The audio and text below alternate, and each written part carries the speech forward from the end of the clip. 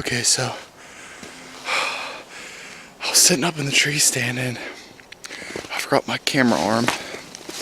So I put the Tacticam, taped it around the barrel of the gun, and a deer came in and I think I got her. So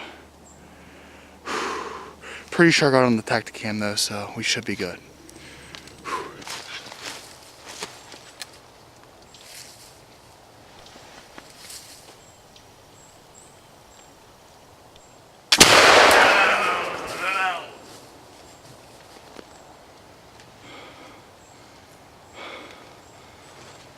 Whew.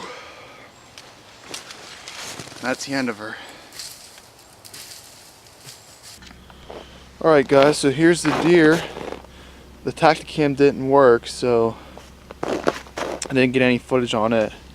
But yeah, it was about 4:30. Got up in the stand. She came walking out to the cornfield, and the pan powder went off twice, and the gun didn't go off. But the third time it went, and she dropped right in her tracks. And then I went up and walked up to her. She was still alive, and I put another one in her, and then she died right there. So she didn't really suffer that much, so that's cool. So